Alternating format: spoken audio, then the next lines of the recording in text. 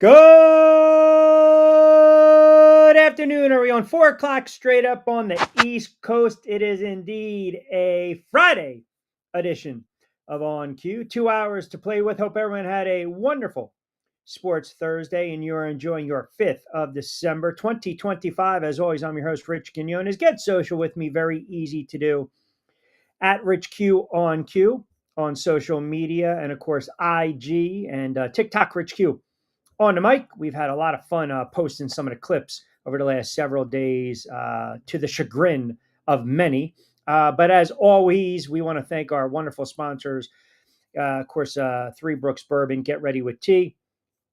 And of course, Fresh Roasted Coffee, our very good friends. Don't forget 20% off your first purchase, BYP20. And as I mentioned to you before, with 2 hours to play with, as always, hashtag on cue. If you are listening in not only on the YouTube channel and X, we appreciate that greatly. But now another little option to tune in Monday to Friday, 4 to 6 Eastern time, right here in the States. Check out and download the Odyssey app and you search Coastal Sports Digital Network, 4 to 6 Eastern time.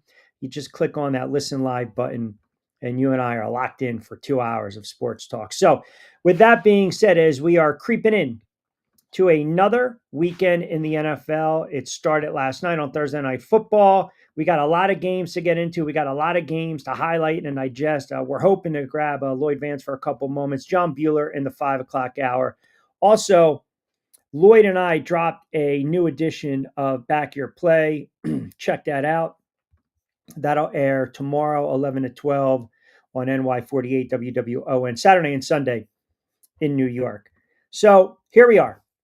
Another weekend is among us in the NFL, and you've got some games, but you also have some really good football games this weekend because there's a lot of playoff implications.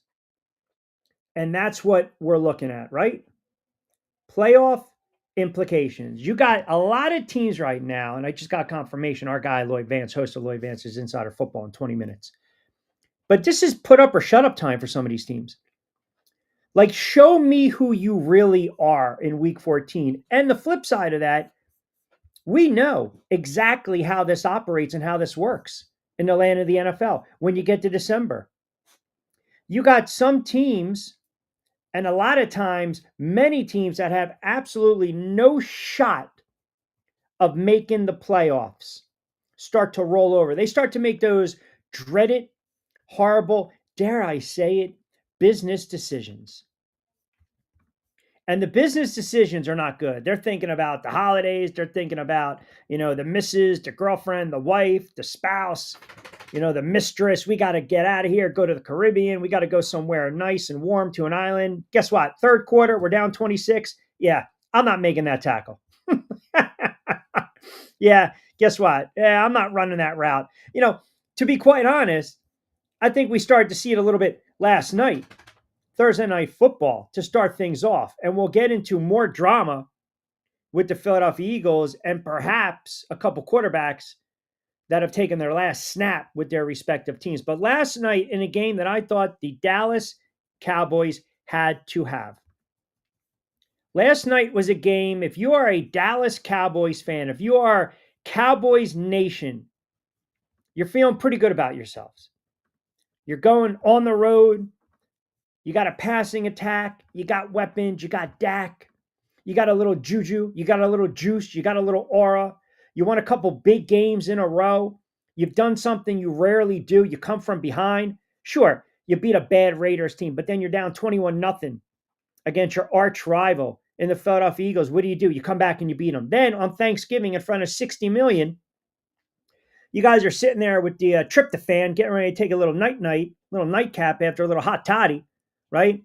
A little dormir, a little dormiendo, a little sleeping action. And what happens? Nobody thought the Eagles were going to beat or lose to the Dallas Cowboys. And nobody certainly thought the Dallas Cowboys were going to lose to the Kansas City Chiefs. And Kansas City came out a little bit flat. Dallas took advantage of it. They put up 31 and they win that game. So again, as a Cowboy fan, you got to be thinking to yourself, Hey, we're legit. We're ready to go. This is our time now. Like all the other nonsense that, we've dealt with in the media and the talking heads and everyone just dismissing us. We're ready to make a run.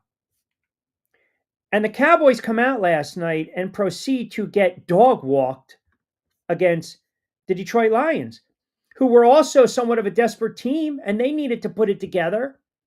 I mean, this game's 10-3 in the first, and then it's 20-9 in this, late in the second quarter. Dallas with a couple missed opportunities, and they're trying to make it close and trying to scratch and claw back. But every time they did, the Lions always had an answer. So, as much as we got on Dallas early in the season, that much maligned defense of the Dallas Cowboys, we were actually giving credit over the last couple weeks. And then what did you see last night? Give up almost 400 plus yards of offense and 44 points later. It's the same old Dallas Cowboys. Cowboys Nation, I'm not trying to hate on you. I'm just keeping it real with you on a Friday. I can't trust you. Ever. I mean, the Dallas Cowboys, if you're trying to draw a comp to who or what the Dallas Cowboys are, the Dallas Cowboys, you're dating the girl, you're going out, and then all of a sudden, maybe she falls asleep early one night and you kind of, I don't know, you're snooping around, you're checking the phone, you're looking at messages, and here she's off having a little flirty with another cat, another guy. And then you realize, they're meeting behind your back. Oh, here we go. She's cheating on you a little bit. But you decide it doesn't matter. I'm in love with this girl. She's gorgeous, brunette, has everything I'm looking for in a woman. I'm going to deal with it. I'm going to take it. I'm going to allow this nonsense to keep going on and on and on. But in the back of your mind, you're playing the fool card, and you also realize she can't be trusted. That's who the Dallas Cowboys are. The Dallas Cowboys cheat on you as a fan. The Dallas Cowboys always are looking for a better opportunity. They're always kind of sneaking through the back door. That's who the Cowboys are. You cannot trust, again, this team. And last night was another issue. And oh, by the way, welcome back, Pittsburgh Pickens. George Pickens, as Angel likes to say, Slim Pickens, Carl Pickens. But welcome back, George Pickens, because, for as well as this kid has played this season, and he has, he's played like an all-pro wide receiver. You saw why the Pittsburgh Steelers said, we got to get rid of this guy. We got to get rid of this kid. Talented, but a dog. Talented, but a dog. Got to get rid of this cat. Got to get rid of him. Because at the end of the day, what is he going to do? He's going to dog it on a couple plays. He's not going to run routes. He's going to drop balls. He's going to be disinterested. And you got that last night. Welcome back, Pittsburgh Pickens. Have fun, Dallas Cowboys. Listen, you wanted to go out and get him. And it's a sin. It's a shame because he's played relatively well and then he just quit. He just quit on play. So we're talking about, again, late in the season, with an opportunity, with the playoffs on the line. You got to win these games if you're the Dallas Cowboys. And defensively, they stink. And oh, by the way, Dallas Cowboys and Cowboys Nation, you're not the only team that is basically, in need of running the table. It's all over the place. I got 4 or 5 teams for you if you kind of lay it out. This is a show me something weekend. Look, if Seattle wants to be that top dog, you take care of Atlanta. If the Bills want to keep pace with New England, you can't lose to Cincinnati. You can't. If Miami has any outside shot of making the playoffs, they got to beat the Jets. AFC South, Colts, Jags. Which legit team is going to show up? Steelers and the Ravens, AFC North, a bunch of drama going on with both those franchises.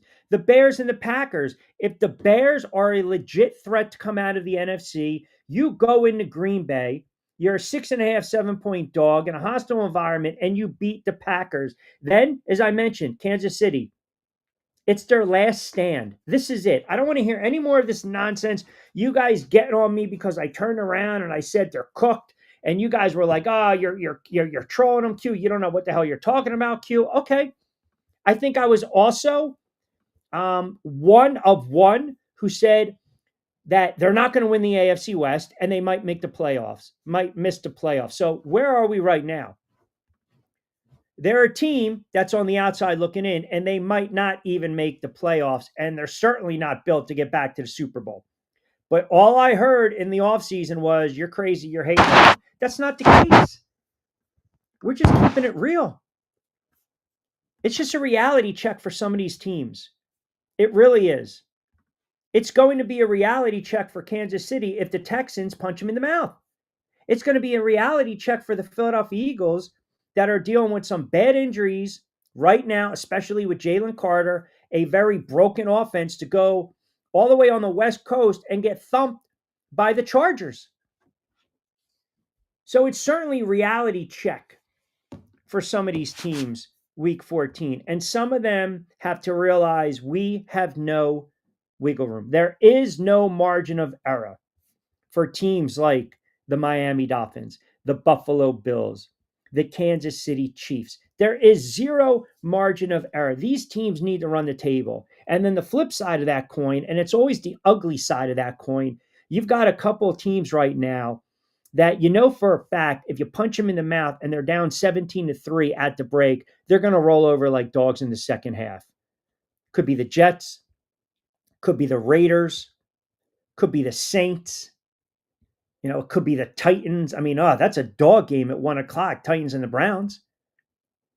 So as I mentioned, a lot of NFL to get into today. And I feel as though we've taken it to another level with the hot takes when it comes to Jalen Hurts,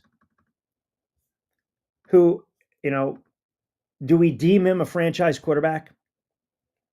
Again, now all of a sudden, we've got a situation that, this guy's all of a sudden he's not a franchise quarterback.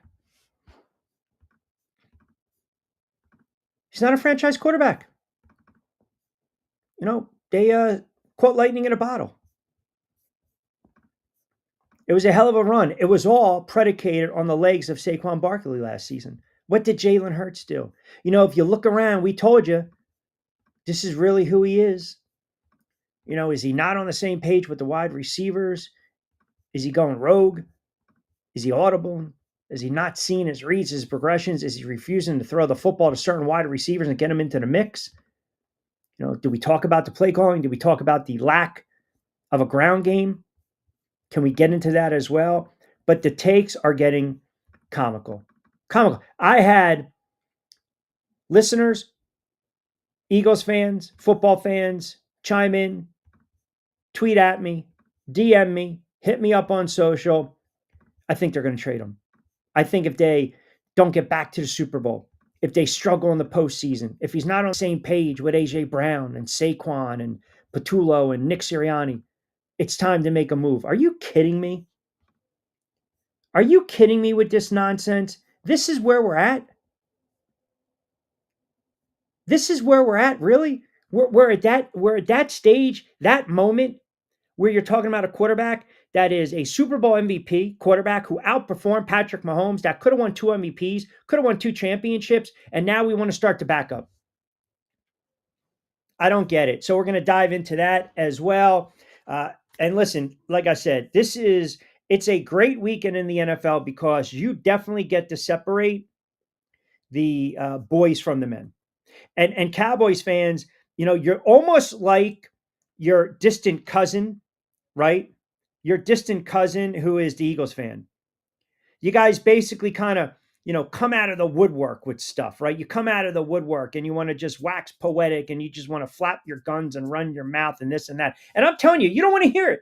Pittsburgh Pickens was there last night.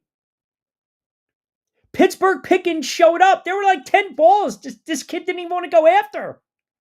And I mention it, I preface it by saying he's playing like an all-pro, but don't tell me if you're a Cowboys fan, you watched that game last night walking away saying, yeah, Pickens is that dog, that D-A-W-G. No, he played like a D-O-G.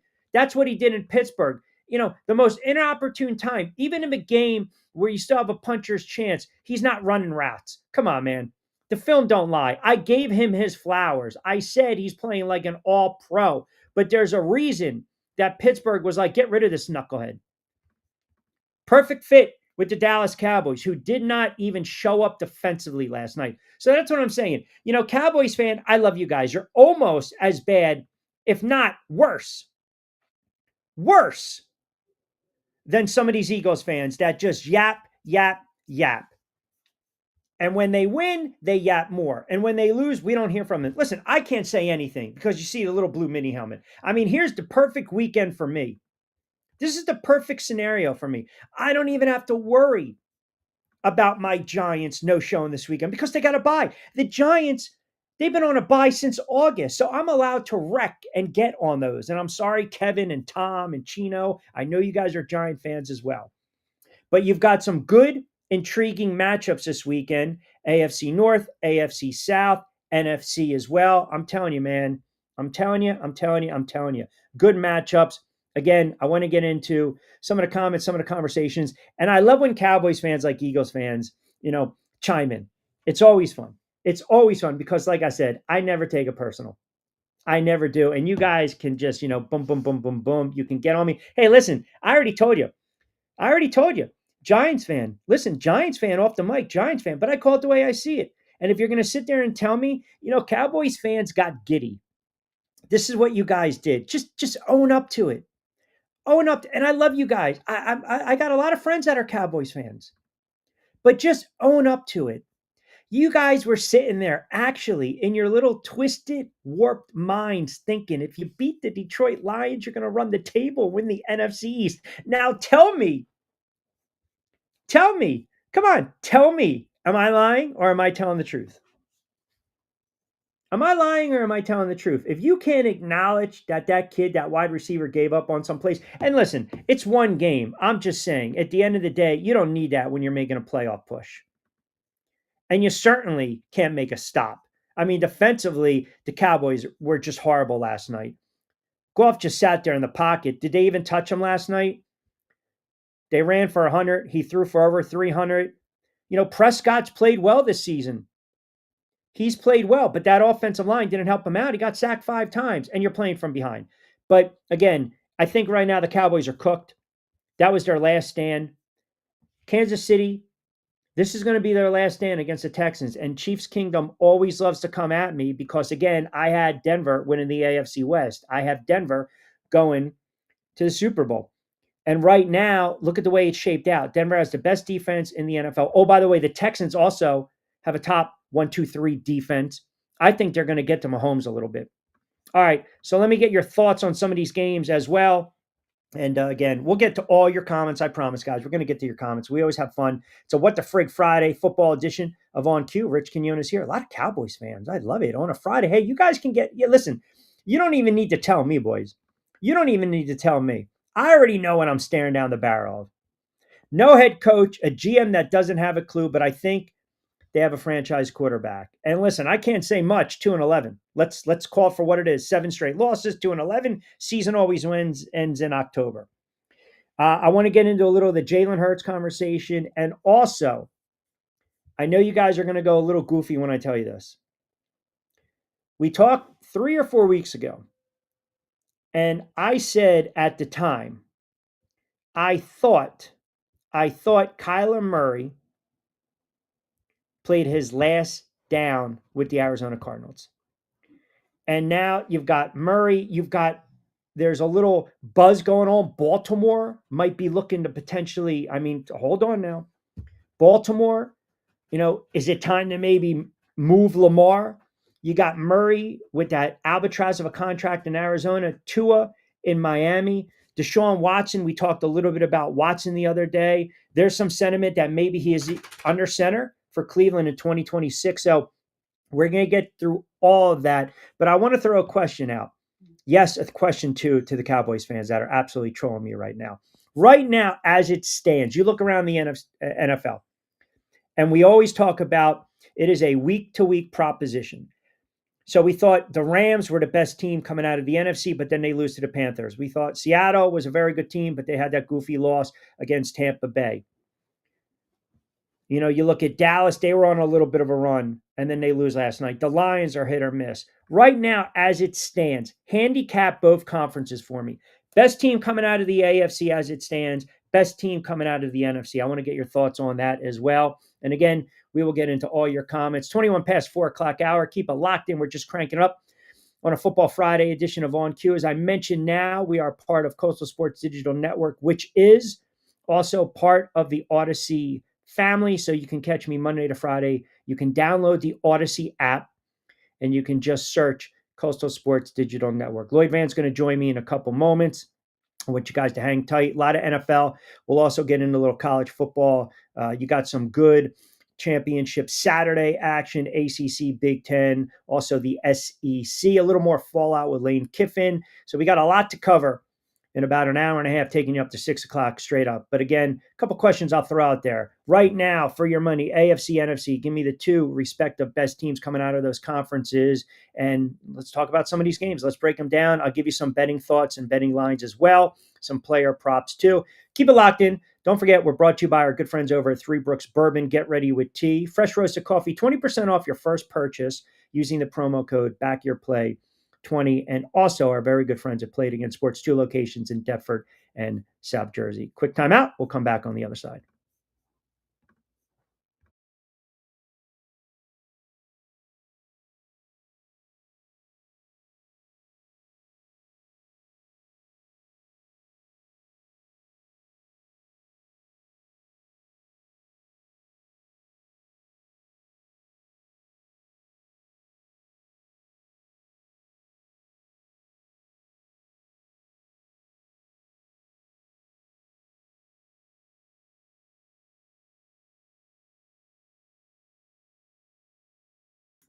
All right, welcome back, everyone. 22 past the 4 o'clock hour. Let me get some of these comments. I love some of these handles, by the way. Doughboy Ego. We doing a little boys in hope with that one. Boy, I feel like I won a championship last night with them dusty ass cry boys losing. Scotty Boy chimes in. I feel the Colts might need to get going, or this could slip away. I agree. Gooseneck won. I love the handles. Pickens is back. He's been balling all season. Stop with the dumb Pickens takes. He's top 3 receiver this season. All I said was Pittsburgh Pickens returns. That's it.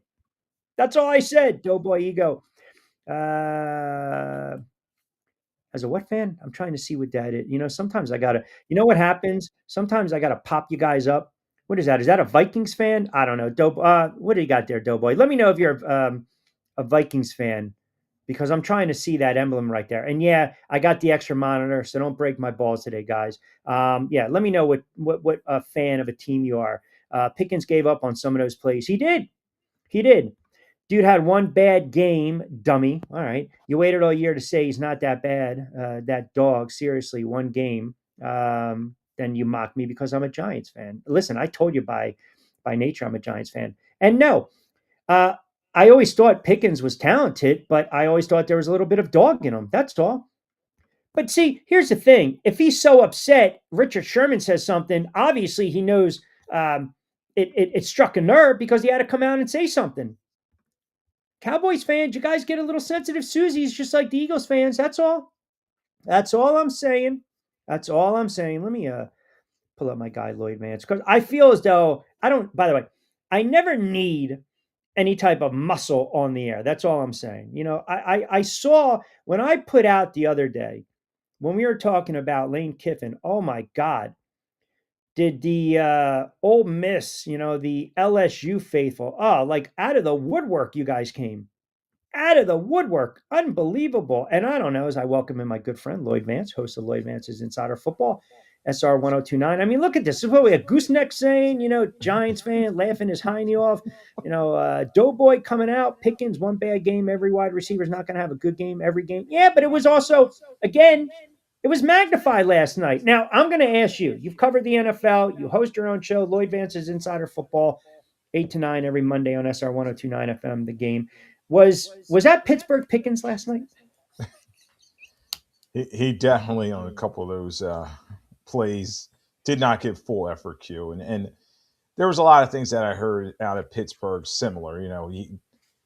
He just was not on the same page with Mike Tomlin in terms of effort, and there was some locker room stuff. So you wonder if he's reverting in it. And he has had a great season, a rebound season, and they needed him though, especially with CD Lamb going out with that concussion, and he just didn't step up. I mean, yeah, 5 catches, 37 yards. It's something on a stat line, but you thought he would do more, and that was a must-win situation for Dallas. Hey, listen, the reality is this. He's been their stud receiver. CD Lamb hasn't given him anything. I mean, again, CD Lamb will make that exceptional catch and then he drops four balls that are right in his breadbasket. But ultimately, this is a team like the other three or four that we talked about earlier today on Back Your Play that they have zero margin of error. They don't have any wiggle room. None. They don't, and if the playoffs started today, they'd be on the outside looking in, and yeah, Jerry Jones could thump his chest that his team's kind of rebounded since the Williams and Logan Wilson trade kind of lifted up that defense. But let's face it, outside of Jerry world, they're just not a good team. They play very well at home. Dak puts up big stats, but this was a situation where they really need to step up, and they didn't. There was no running game for Jonte Williams. Dak had some interception problems, and you have to tip your cap as well to the Lions. Jameer Gibbs played extremely well, and Amon-Ra St. Brown gutting it out. Yeah, listen, it's a big win for Detroit, and that's a tough loss for the Cowboys. Just defensively, they just never have any answers. Some of these teams that I think again have zero wiggle room, and I just kind of wanted to hit on a couple marquee games, and one of them, AFC South, the Colts in Jacksonville. As Scott commented early on in the show, the Colts, I think people are still waiting for the other shoe to drop with Daniel Jones. Like, okay, this is the Daniel Jones that we've been waiting for. This is the guy that was so inconsistent and sporadic, that back-breaking pick against, whomever when he was with the New York Giants, or he's injury prone. You got to give him credit. He's fighting through some injuries, but we also know that offense relies heavily on their ground game, and that's Jonathan Taylor, who's had a monster season, 1,300 yards, 5 point yards, 5.7 yards a carry. As Taylor goes, that offense goes. And just kind of looking at this game and handicapping this game, I still lean on the Colts side of the ball. I like the Colts, even though they have to go on the road, because if you ask me who I trust more, I trust the Colts rushing attack more than I would trust the arm and the head of Trevor Lawrence, if that makes sense. Sure, I agree with you. And it's a situation where Trevor Lawrence is just so inconsistent. He's played well the last couple of weeks and winning some close games, but let's face it, the competition in facing was kind of weak. And yeah, Jacksonville's number 3 if the playoffs started today, but they have some prove-it games coming up. They have Indianapolis, then they have the Jets, easy game, but at Denver, at Indianapolis again, Tennessee. So we're really going to see who this team is, and they're going to need ATN to run the football effectively and have some more playmakers on the outside, because Thomas Jr. has kind of struggled this season. They have Hunter, who's out. Washington's a little banged up, so I'm not sure he's going to play in this game. It is a huge game in terms of the AFC South division. Indianapolis, though, I do kind of lean with you in terms of this game, because I think Jonathan Taylor is going to have a huge game. If he gets over 70, 80 yards rushing, I think they'll be able to control the clock. And then that defense, who's sneaky good, I think they're going to force Jacksonville to make some mistakes. Listen, their defense is right there with the Broncos. Now, they don't consistently get to the quarterback like the Denver Broncos do. It's one of the reasons I think Denver, even though New England's right there, the best team in the AFC. And the one thing you can't listen, if you're the Colts right now, you started off, you stockpiled some of those wins early on in the season. And then you had the bad loss in a game you could have won against the Rams. The Steelers game, same thing. I mean, the Colts are kind of doing what Denver is doing when we talk about either winning these close games or losing a couple of close games. I mean, they lost to the Rams by 7. They lost by 7 to the Steelers. They lost by 3 to Kansas City, and then 4 against the Texans in a game that they had an opportunity to win that game late. But I'm telling you, if they lose Sunday and now it's 3 straight, and let's just say Daniel Jones is 18 of 35 for a buck 68 and a couple interceptions, panic is going to set in, because throughout the first 13, 14 games of the season, he was pretty smart with the football. and then you revert back to maybe some careless throws and turnovers and bad sacks, then you're going to sit there and say, okay, this team has been exposed, and that's because of the quarterback. Yeah, see, it's a proven game for Daniel Jones, and I know he has that fractured bone in his lower leg, and he's gutting it out. But he's putting himself on the field, and he's going to have to step up in this situation because let's face it, Houston is extremely high at this time. They're 7-5, climbing up, the playoff rankings, and I just think Jacksonville's not going to stay at the top of this division. So I think it's either Indianapolis or Texans. Houston winning this one. So it's a big game, and I'm looking forward to it. We'll see which guy the quarterback steps up, but I tend to think, as you were saying, Indianapolis in that running game travels well. Then you got that AFC North matchup, Pittsburgh against Baltimore. There's some rumblings that maybe Baltimore or Lamar, you want to move on from each other. I mean, I that kind of strikes me as where the hell did that come from? But we already know what's going on with Aaron Rodgers and the Pittsburgh Steelers. And I think, again, if it really goes south and you get Henry running downhill and Baltimore's up 17-3 and Rodgers is getting sacked and he's banged up and he's ticked off his wide receivers and Tomlin has that look of disgust or cluelessness on his face and it really goes south. I mean, when I say goes south, 17-6 becomes 31-10, and now they go into this kind of spiral where, all right, they lose to the Dolphins and the Lions, and that's 4 or 5 straight. And maybe they get a win over Cleveland and lose to Baltimore, and they finish the season losing 5 of 6, 6 of 7. I'll go on record right now. I think you have to. You have to make a change if you're the Pittsburgh Steelers, and that means firing the head coach. Definitely down a stretch here. All eyes, from the Rooney family and Connor, who's a GM there. They're going to be looking at Mike Tomlin to see, okay, has his message gone stale? How's the team performing at the end? Yes, they have key victories over the Patriots in Week 3 and Indianapolis Week 9, but if they're limping home and don't make the playoffs, that's just going to wipe away all that early season success. So as you said, Rodgers with that broken wrist, what's he going to be able to do? You have DK Metcalf, who has underperformed this season, and their running game's not where it is, and the defense has allowed way too many big plays. So, yeah, Q, this is a must-win situation for the Steelers. It's a divisional battle, a heated rivalry, but I tend to think that Baltimore's going to find a way. Baltimore, they won what 5 of the last 6 games, and Sure, hot team. they are, they're their hotter team, and their defense is kind of rounding into shape. They're getting a lot of guys back from in terms of injuries, but they got to protect Lamar Jackson. He's on pace to get sacked 51 times. So Highsmith and Watt are going to be coming for him. So I expect a close game for Baltimore to win it with a field goal. Doughboy Ego chimes in. Denver's the best team in the AFC, no question about it. Now he clarifies as an Eagles fan. Thank you. Rams are the best team in the NFC still to me. I think it's a little more debatable in the NFC, right? Because Seattle's coming strong. You and I talked again earlier today when we recorded Back Your Play. Um, I'm starting to really buy into the Chicago Bears.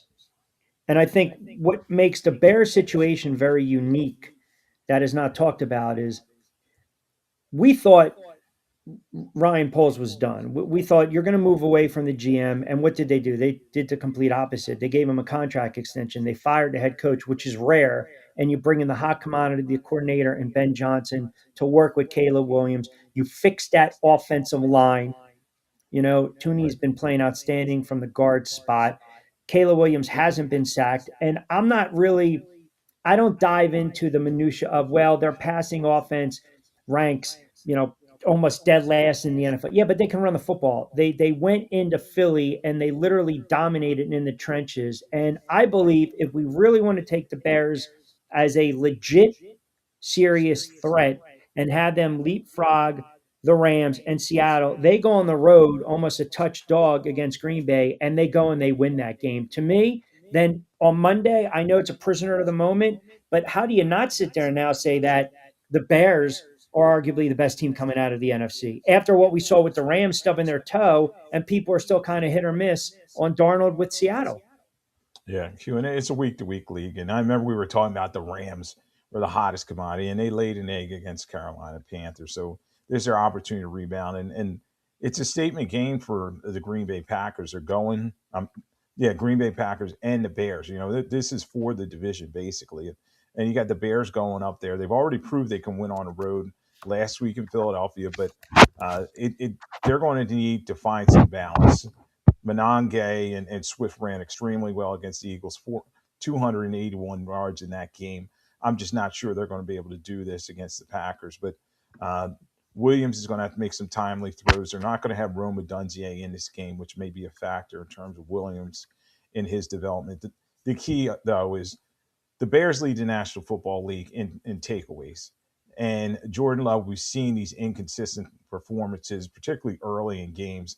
If the Bears can get some early turnovers, this may set the pace for this game, and then they'll just kind of ride it to a victory. So another game where I'm like, all right, this could be back and forth. I still think the Packers, though, at home are just so tough. They look very good against the Detroit Lions on Thanksgiving. So I think there is a bias against Caleb Williams in that offense and that passing attack. And if we're going to use the argument that some are using about the schedule, then we can turn around and say the same thing about the Patriots in the AFC, which we'll get into in a moment. I'm still telling you, my opinion, I like the Bears on the road in that game. The Rams have the Cardinals. The Rams are 9-3, 4-2 away. That's a big number, 8.5. We found out today that Kyler Murray pretty much done with Arizona. I mean, they shut him down. And again, I got to get your thoughts on this. That's somewhat of an albatross of a contract. I think a team like the Jets could be in play for Kyler Murray. I listen. Teams take flyers on quarterbacks that haven't had half the success that a guy like Murray has. And look, that's not saying much, but there's a reason that they're pretty much shutting him down. They know he's an expensive asset. They don't want him to get injured. They're going to dangle him out there. And to me, that's kind of the reality of the NFL. It's one of the brutal realities of why they're shutting him down. I believe he's played his last snap. He's thrown his last pass with Arizona. What's your thoughts on that? Yes, Q. There's going to be some changes coming to Arizona, and it may be Gannon leaving or Osenforth, the general manager, say, okay, keep the quarterback who's making over $50 million a year and see what they can do. But you're going to have these quarterback needy teams like the Saints, like the Raiders, like the Steelers probably will be, and they're going to be looking for a quarterback because this draft in 2026 it's solid, but the better quarterbacks are going to come out in 2027. So yes, there will be a market for Murray if they can get a trading partner. So I tend to think like the Raiders are a type of team that would take a chance on bringing him there. They're a dome team as well, and they're out in the Southwest as too, and they could just kind of slide him in there, and he would fit in with that offense. He's got a pretty big arm. He can throw it down the field, which they like to do. So yeah, I do think changes are coming, and he's just underperformed. And Jacoby Brissett, he's had 7 starts, and he's looked better than Murray in Sure. those starts, and the stats are way up for the Yeah. Cardinals. Well, the reality too is, Murray's not, he's not, the prototypical size you're looking for in a quarterback. I mean, it's like when I call the fights, you can't teach height. I mean, it is what it is. I just think, I don't know how engaged he is too, right? To be quite honest with you, I think he's done. And like you said, they still have Jacoby Brissett. He's under center moving into 2026. So again, you got that bridge quarterback, but they're going to be in line to draft a quarterback, and they might be in line for new head coach. Doughboy chimes in. Now Chicago's not a Super Bowl team; they just have an easy schedule. Rams better than Chicago. Goats Etcher 82-63. Loving these handles, by the way. Eagles are still the best team in the NFC. Might be a little biased Birdie fan. Chicago got a hard schedule coming up. I got Green Bay beating them this weekend. And then now the drug comments come out. Let's see. You have to be on drugs to believe Chicago is the best team in the NFC. Stop it. So the only drug I'm on is my caffeine from fresh roasted coffee. But follow me for a second. Sure. The Bears lost to the Vikings to open up the season. They got waxed by Detroit. Then now keep it in perspective, okay? They beat a Cowboys team that up until last night we thought maybe was a playoff team. They beat a bad Raiders team, Commanders team. I don't remember if Daniels is back for that game, and a bad Saints team. They got humbled by the Saints. They beat a Cincinnati team they had no business beating. They came back and beat the Giants. They came back and beat the Vikings. They had a nice win against the Steelers, and then they dominated the Philadelphia Eagles. Now, hear me out, guys.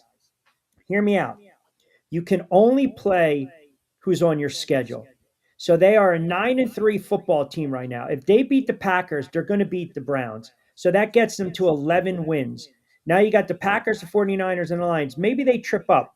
Nothing's written in stone. I'm not suggesting right now that they're going to the Super Bowl, but they are trending in the right direction. I mean, can we just be honest for a second? They're winning games that last year they wouldn't have won. And in years past, they have no business winning. The quarterback's getting more comfortable in the pocket. They've got some new weapons. They've got emerging weapons. They've got a wide receiver core, tight ends. They have very good running backs. The quarterback's buying into what the coach is saying. The coach is buying into what the quarterback's saying, and their offensive line is keeping them upright. So a lot of times you start to see these teams trend, trend, trend. I'm not going to suggest that they're going to the Super Bowl and winning it. But if they go on the road and beat Green Bay, what does that say about Chicago? And if you guys are telling me that the Eagles are the best team in the NFC, the Bears just dominated them. So what does that make the Bears? No, Q, I definitely agree with you.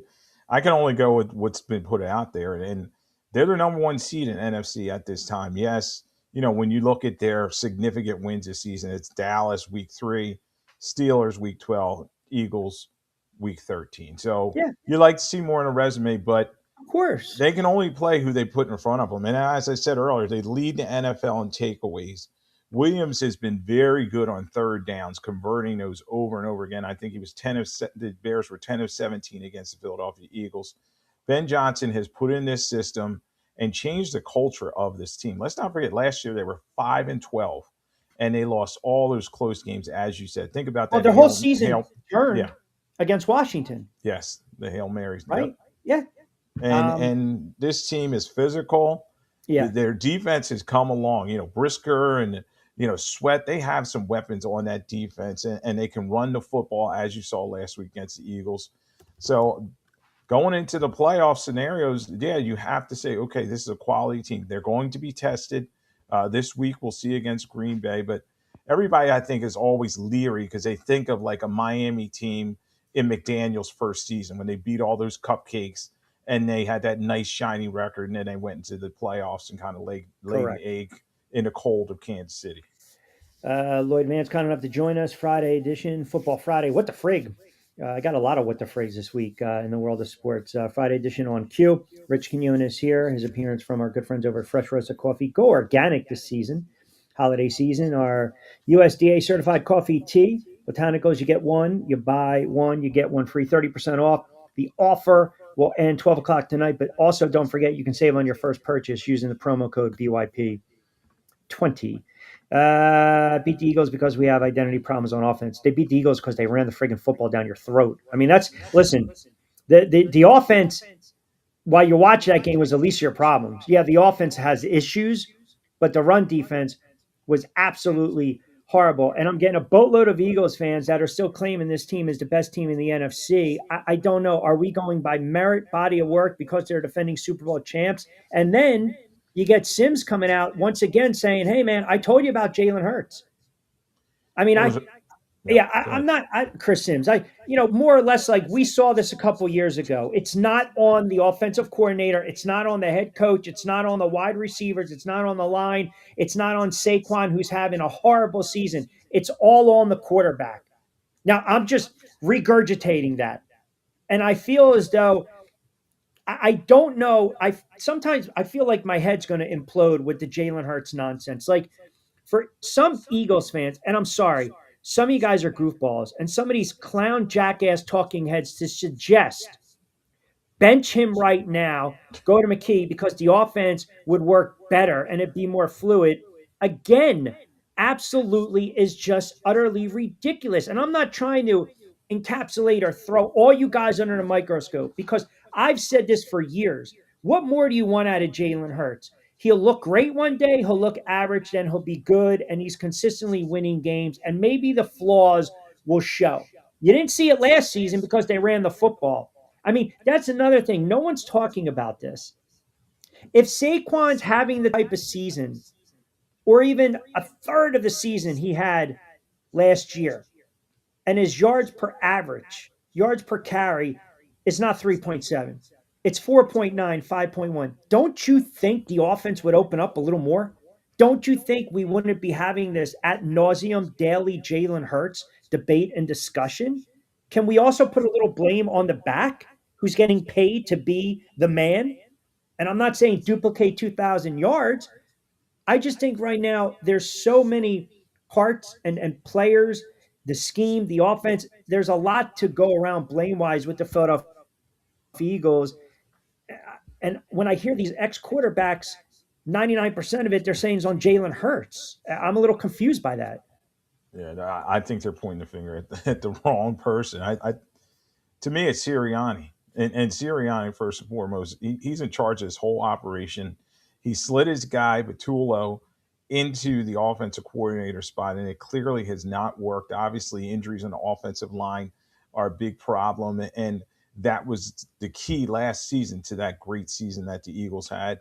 Everybody has adjusted to them, and they have not made the adjustments to be that upper echelon team. Now, I get when people say, okay, at one point this season, they were one of the top teams. They beat Kansas City week 2, the Rams victory, Tampa Bay week 4, and Green Bay 10, Detroit week 11. But they are too inconsistent, and a lot of those wins were okay. They won, but how did they do it? You know what I mean? The style points just were not there. Q. So last week it just showed a lot of holes on this team in terms of their physicality. They got run over, as you said. And then the offense, they're 22nd in the NFL in terms of rushing the football.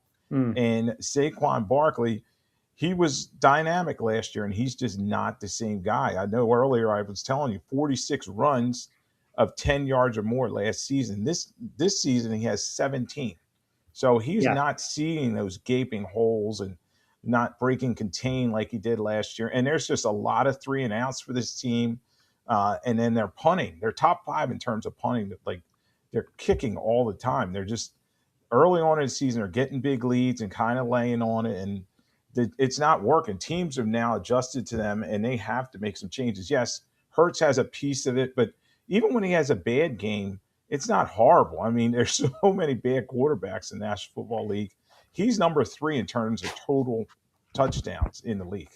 Yeah, I pulled this up the other day. I think I mentioned on Wednesday's show. Saquon Barkley had 12 or 13 games of 100 or more yards last season. Obviously, he had 200-yard games, one coming against the Rams in the playoffs.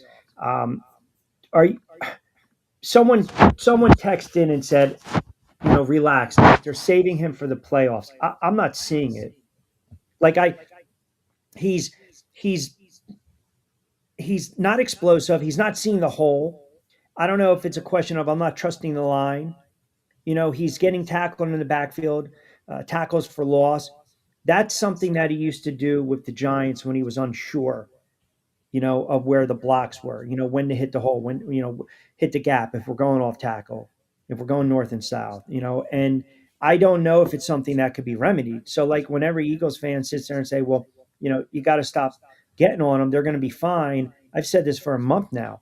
They might go out west and beat the Chargers, but is that really going to remedy anything? They still have major issues and flaws when it comes to their offensive scheme, the lack of consistency, their ability, as you mentioned, to actually keep drives alive and get off the field defensively too when it comes to third down.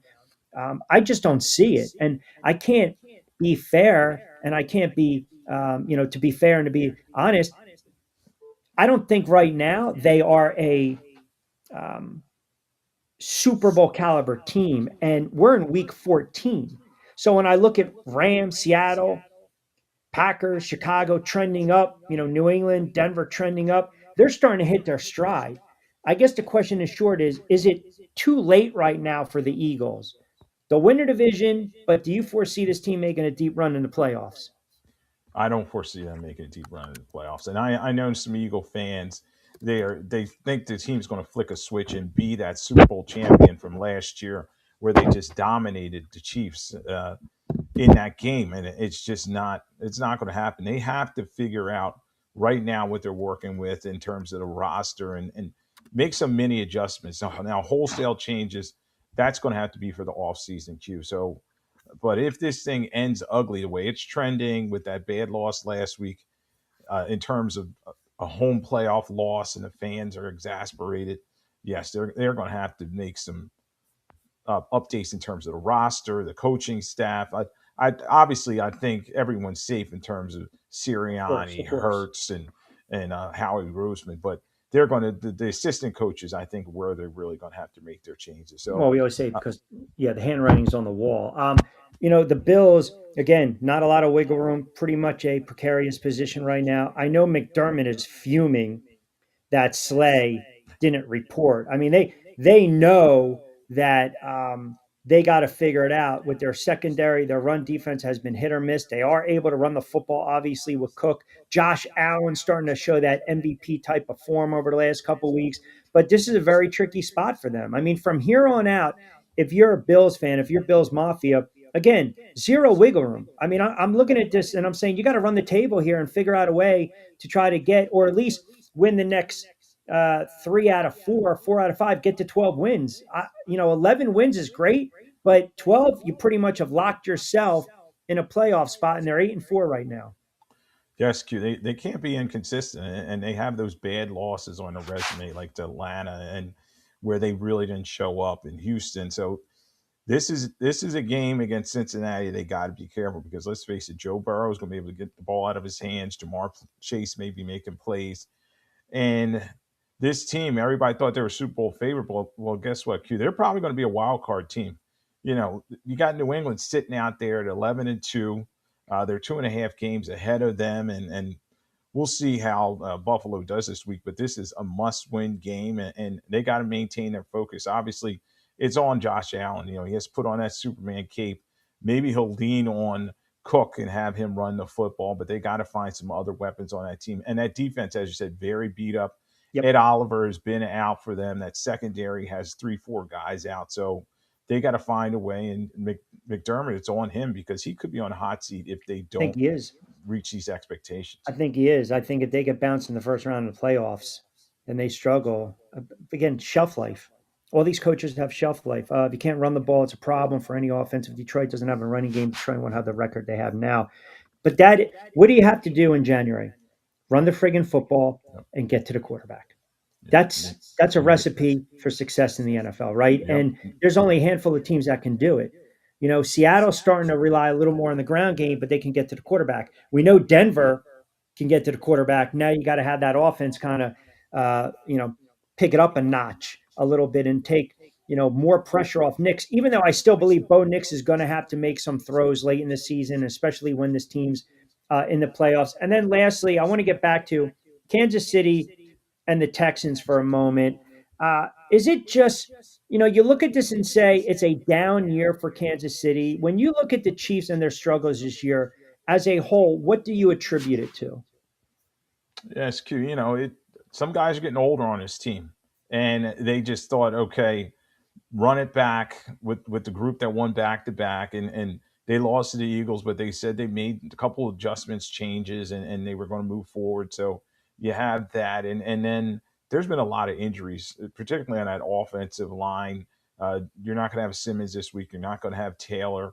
I also attribute to no running game has been a huge problem for them. Pacheco is not getting it done back No. there. Kareem Hunt at this stage in his career is what he is, and other than Rasheed Rice, who was suspended for 6 games, and then they got him back, they just have not had other playmakers step up for this offense. So, myriad of things, and Spags is not able to mask a lot of things like he did in the past. You talk about third downs. That team, the Chiefs can't get anybody off the field on third downs. Teams are converting on them. They're bottom 5 in the National Football League in terms of stopping other teams. So there's some areas they need to work on. This is a huge game for them with Houston coming in. Their season's on the line. They're 6-6. We talk about the playoff picture in the AFC.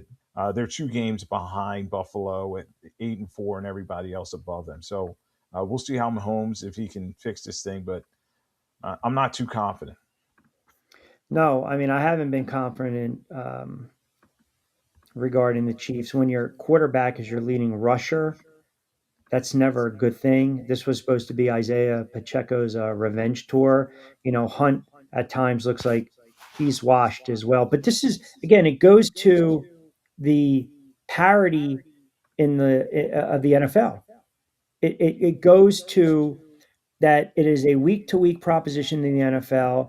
The quarterback play, it's incumbent upon these teams and these franchises to have the right coaching staff and a franchise quarterback. Then obviously you build around that. And more times than not, Minnesota, the Raiders, the Jets, Arizona, the Giants up until this year with Jackson Dart. These teams never had consistency at the quarterback position. So we can talk about the line, we can talk about the ground game.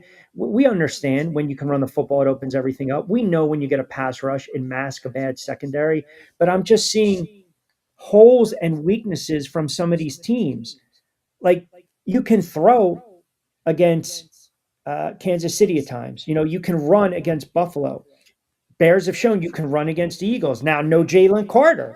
That is a huge loss on Monday night. So their defense is going to be even more depleted. Like some of these teams, you want them to get hot and healthy at the right time and trend up. And I'm not seeing it. And that's why to go back to where I started, I have no problem saying a team like Seattle or Chicago can be in the NFC Championship, and certainly a team like New England. Now, I know others they'll push back when it comes to New England because they don't have the type of defense that Denver does.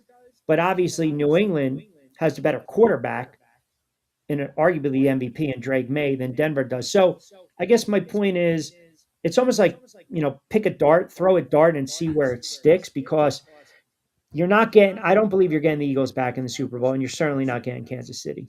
Yes, Q. And if you look at that Final Four from last year, everybody thought, okay, run it back. They'll be back, and we'll have pretty much the same four teams in the mix. But the NFL is cyclical, and that's why every year since 1990, there's been at least four new teams in the playoffs, and it's looking that way this year. Where you're getting some teams that weren't in the mix last year. New England and Jacksonville, and as you said, some of the teams that were down now they're up, and they're going to be in the mix. And unfortunately for the Chiefs, people have caught up to them, and the Eagles, they're just not the same team as they were last year. They're looking invincible at Hmm. times last year. It was just Agreed. dominant. Think about the Lions putting up 50 points in games, and Yep. they're just Yep. not the same team. So Correct. yeah, we're going to see some change at the top, and then we'll see as we get closer to playoffs. There's still 5 games left for everybody. The real teams will step forward. Javon says Christian Fulton signing for 2 years, 20 million was horrible for Kansas City. Can't even get on the field. Correct. That's an excellent point. Chiefs should have pushed harder for Brees Hall. Maybe they should have given up that third. Also, they need more Tyquan Thornton in the passing game. It's just too little, too late, I think, for Kansas City. And as I mentioned, they never really got going this year. And that happens sometimes. You're allowed to have a down year. So what happens? You still got Kelsey, you've got Mahomes, you've got Worthy, you've got Rice, you've got Pacheco, you've got Hunt. They got to go younger in some skill positions. You still have Andy Reid. They will regroup. They will. AFC though, right now, Denver, New England, or other. Who's the best team in the AFC right now? Oh, that New England team that's on a bye this week, Q. I'd have to say it's them. They've found a running game now. With Stevenson and Henderson. The defense is starting to get some teeth in terms of getting turnovers, pressure on the quarterback, and Drake May. Q. I was a little iffy on him in terms of being an MVP candidate, but he stepped right into the mix. I mean, very efficient with the football. He's throwing at a high completion percentage rate.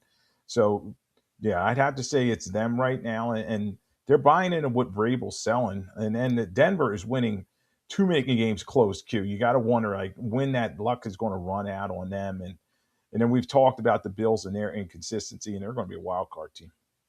Adam chimes in. Q, I'm loving this show. Great NFL insight, and thank you for what on the Cowboys fans. It took 13 games for Pickens to quit in Dallas. He had lasted 3 weeks here, maybe. Listen, Cowboys fans, it's all in jest. It's all in good fun. Listen, I'll say this too. I would rather be talking about a 6-5, 5-6 Giant team than a 2-11 Giant team that, for the life of me, I still don't know why their GM still has a friggin' job. That's a conversation for another day. But all right, brother. I always appreciate.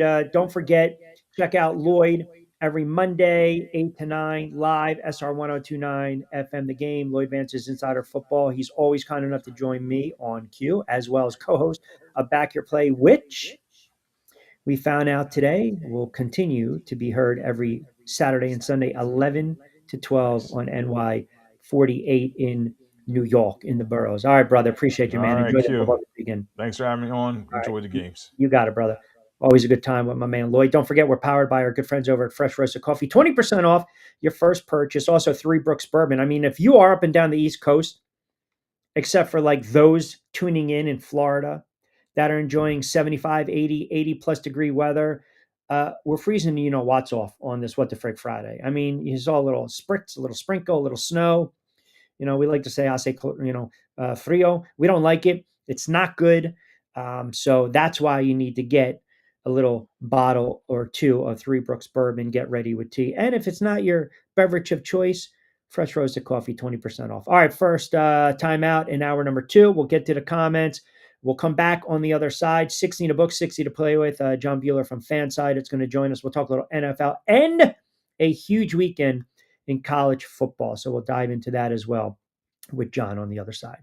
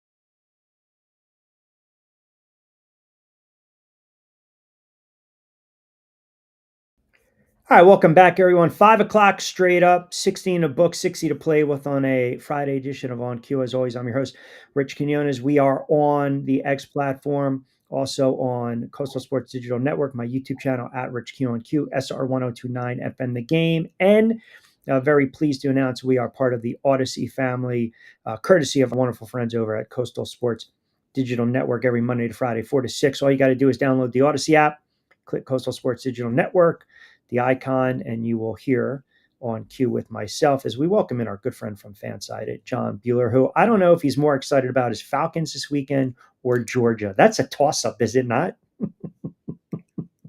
I hate playing Alabama in the bins, man. It's just the torture. Like I'm kind of going with the emo hedge here of like, yeah, if Bama wins, I won't be surprised, but if Georgia wins, I'll be elated. That's how I'm approaching Well, it. I know you're a big college football guy as well as NFL. Let's stick with college football to start things off. You got SEC, ACC, Big Ten championships um, this Saturday, and I want to pose this question to you.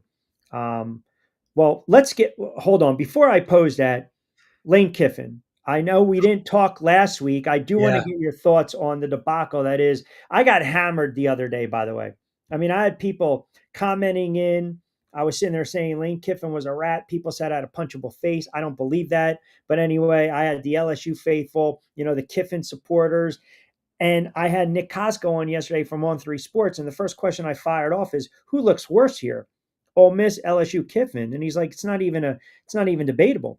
It's Lane Kiffin. And I guess the question is it not so much that he bolted, it's how he bolted and when he bolted? yes. Never change, Lane. Never change. He's been this pretty much the entire time. He's always wherever he's out, he's always burning bridges, including the one he's standing on to get to the next place. He did this, Yep. with the Raiders. He did this with the Vols. He infamously got tarmacked at USC. I think the exodus from FAU was decent, but like, look, this was not the year to leave Ole Miss for LSU. Like, if there's a year where you're not making the playoff, there's other jobs out there. And I really hate it for the players because Lane Kiffin basically said it doesn't matter that you want 11-1. You're never going to win a national championship in the college football playoff area, which is ludicrous because you're there. You have the best season they've had since like the late 50s, early 60s under Johnny Vaught. But I look at it with like him going to LSU here. Like the previous couple of head coaches have not ended well.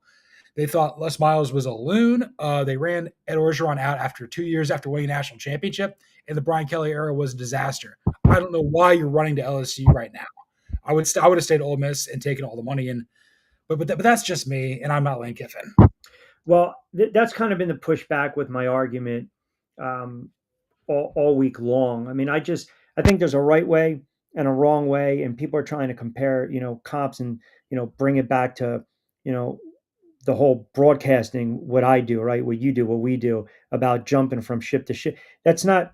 It's apples and oranges. It's not apples and apples. And again, you're going in these young men's houses. You're selling their parents on 4 years. I'm going to take care of your son, and now all of a sudden you're going to bolt. And this whole hey, coaching staff, it's an ultimatum. You're either going to come with me or you're not. Find yourself another job, and using the leverage to maybe try to get other colleges now interested, because the bottom line is he is a vagabond where he's a roamer, he's a nomad, he goes rogue. So it's like, all right, he'll figure out a way to burn bridges with LSU, because ultimately everyone kind of knows the ideal job that he really wants at the end of the day. It's Alabama. Yeah, he'd want something like Alabama or Texas, like one of the top 5 best jobs in the country. But they'll never touch him because he does stuff like this. So it's kind of a catch-22, if you will. Like, I understand he's gotten like ties with Alabama, having been a Nick Saban protege and everything like that. And he's already had like one of these best jobs at USC, and he blew it. Obviously, we're allowed to grow and get better, but he doesn't seem like the type of guy that wants to do that. I will say though, it's a very interesting predicament here with him going from one SEC rival to another. There are 3 coaches right now who have playoff aspirations that are coaching at the G5 level, whether that's John Summerall at Tulane, Eric Morris at North Texas, or Bob Chesney at James Madison. They're all looking to go to another job. But, places like Florida, places like UCLA, places like Oklahoma State, they kind of have to bend over backwards to get the guy that they want. Whereas Ole Miss has a ton of leverage here. It's like, oh, you want to go? Well, you can go kick rocks, dude. Well, you also want to add too with Chesney, who's his agent, Jimmy Sexton. Yeah, Jimmy Sexton. That's why Penn State can't get anybody. There you go. I mean, think about what he's doing. It's like, okay, we're going to dangle. No, we want to keep him. We want to sign him. This guy's a hot commodity. If Penn State is interested, so here you go, dangle the carrot and pull it back. And they are still without a head coach. Let's go through these games, though. Georgia, Alabama. Georgia's laying 2.5. To me, it's all about in the trenches. It's just the way I look at it. I'm leaning towards your Bulldogs. I kind of went on the record and said I like Georgia in this spot. I'm not going to waver, to be quite honest. I think they got to run the ball and set the tone early. I'm okay with the 2.5. I mean, obviously you're a Georgia guy.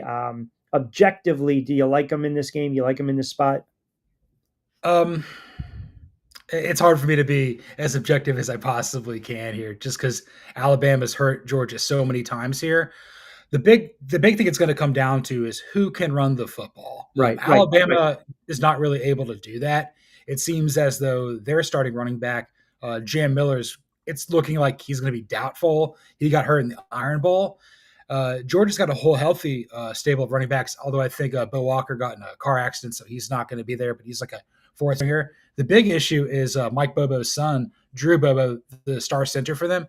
He's not going to play. So if you don't have a center you trust, the fulcrum of your offensive line, that can present some issues. But the good news is Gunnar Stockton is more than willing to take the ball and run with it. Plus, I don't think Georgia's really shown Alabama or whomever they play really anything since the Texas game. They didn't have to versus Charlotte or Tech. So we'll see what happens. If Georgia wins, it's going to be by like a touchdown. But like I think you're looking at something with like give or take 3 points either side. So if Notre Dame is ahead of Miami, why isn't Bama ahead of OU? Um, why isn't Bama ahead of OU? Well, it's like the committee's making it up as they go. They try to honor the head to head here. I Right. would say, yeah, Oklahoma has the head to head over Alabama, and their other loss to Ole Miss in a barn burner is much better than Alabama's other loss to a 5-7 Florida State team. Mm. There have been a couple of instances that this playoff selection committee has painted themselves into a corner. They've done it with Notre Dame, and they did it for a while with Utah. That really created some sort of issues there. I don't know if you saw this during the playoff telecast. ESPN's Heather Dinich proposed an idea where, like, let's just say BYU loses to Texas Tech and BYU's out of it. Like, Miami's going to have to move up a spot by default, and at that point, Sure. do they flip Miami in over Notre Dame? It's very close. Miami's 2 losses are way worse than Notre Dame's, but Miami has the head to head. It's going to Well, be who would be fascinating. favored in a rematch, though? Hypothetical. Who would be favored, Notre Dame or Miami? I would probably say right now, neutral site, I would go with Notre Dame just because they're playing fantastic football right now. They've won 10 in a row. With Miami, you always have the Carson Beck of it all. You have the Mario Cristobal of it all, where like they'll find a way to shoot themselves in the foot. Also, the fact that I think their offensive coordinator Shannon Dawson is potentially up for the Tulane gig, so maybe they're a little distracted. I'd probably go Notre Dame, like maybe like 3 or 4 points. You did bring up an interesting point. If you're a Miami fan, you're rooting very hard for Texas Tech Yes. to beat BYU, right? Because that means that BYU gets their second loss of the season. The Red Raiders already um, torched them, right, once a season, and then BYU sits at 11-1. They're ahead of Miami, currently 10-2. So you're talking about top 25. BYU obviously playing for a spot in the CFP bracket. So in essence, they're controlling their own destiny. But you can sit there and say, okay, is it fair that BYU has been ahead of Miami over the last several weeks? So this is kind of the argument. Hurricanes have, I think, 3 or 4 wins over teams going to a bowl game. The Cougars have 6, which is part probably of the reason that the committee, just my opinion, probably favors them at the moment. But if you're telling me Miami over Notre Dame, I'm putting Miami in over Notre Dame.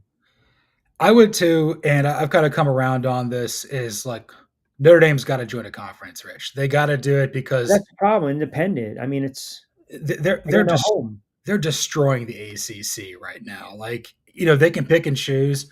I don't know if you've seen like who Notre Dame's got to play next year. They don't play anybody. Like, the best team they'll play is USC, and we're assuming that Jaden Maiava is coming back. Like, as long as Notre Dame goes 10-2 in a season and don't lose to like a MAC school, they're effectively going to make the playoff every year, and they're going to end up stealing a spot reserved for the Big 12 and the ACC and that kind of cluster of teams here. So, you know, if people are mad, like Miami is mad and BYU is mad, like, why are we going to get boxed out? Why is Vanderbilt mad? It's because of Notre Dame. So I do want to point out one thing, and I can't stand Notre Dame. I hate Notre Dame. My father didn't like Notre Dame. I don't like Notre Dame because as a kid, Notre Dame was always on friggin' TV. And that's one of the reasons that they are an independent program in college football. I mean, because look, the end of the day, you're talking about historical reverence, tradition, and because of this, because of the advantages that come from having basically a lucrative TV deal, right? NBC, home of the Irish. And that pretty much, and also allows it to maintain that kind of like distinct Catholic private institution, all those characteristics. I set my own schedule. Here you go. So that's probably one of the reasons they're never going to actually be aligned or be part of a legit conference. It goes back to some of these TV deals from many years ago. I'm not really enamored with the ACC title game. Sorry, I'm not. But I'll give you Indiana, Ohio State for the Big Ten championship. OSU laying 4 in this one. Listen, Indiana. People look at them and say, okay, you had some nice, wins this year. Nothing that overly impressed, so to speak. And I think this is kind of where you say, okay, who really are you? Indiana, because I believe their only win over a top or a ranked team, I think it was Illinois and maybe Oregon, right? Yeah, their best win is a 10-point win on the road in Eugene over Oregon, which I think is really good. Look, whoever wins this game is going to be the 1 seed. The quarterback of the winning team here is going to win the Heisman Trophy, whether that's Fernando Mendoza or Julian Sand. I would say, though, like, Indiana is a little bit easier to root for because this is untrodden territory outside of this year and last year. When has IU ever really been this good? Kurt Signetti, their head coach, is right up there with Kirby Smart and Ryan Day for like the best in the business right now. But I think Indiana has been just a little bit steadier than Ohio State, but Ohio State's won a lot of blowouts. I think it's going to be a fantastic game. I would probably lean Ohio State just because I think they have more depth here, but I wouldn't be surprised if Indiana won. Well, you mentioned the depth and the pedigree, and also they've been there before, right? They understand the big moment. If Mendoza goes out and has that 20 of 28, 285 for 3 touchdowns and leads them to a late drive to win it, does he lock up the Heisman? Oh, yeah. Like, at this point, there's only 4 guys up for the Heisman. It's Mendoza, Sand, Jeremiah Love, the running back for Notre Dame, and then Diego Pavia, the running back or the quarterback for Vanderbilt. That's kind of the cut line, unless Ty Simpson plays out of his mind here for the Crimson Tide versus Georgia. That's kind of who it's going to be. I just think Sand and Mendoza have been more consistent ahead of everybody else up to this point. They get that 13th data point. And honestly, if you win this game, if you're Indiana, Mendoza becomes the greatest player in Indiana history, and he's your number 1 pick in the NFL draft. Well, I think no matter how it plays out, he is going to go number 1. It's just my gut. But here's the interesting thing, right? Now, is he going number 1 or he's the first quarterback taken? Because Tennessee, if it lines up, would have the top overall draft pick. Let's just say everything held to form, right? And I love my good friends at Tankathon. You got Tennessee, the Giants, and the Saints. Well, Tennessee, man, I can't believe I'm even going to ask you this question. Is it out of the realm of possibility that Tennessee drafts a quarterback? I wouldn't.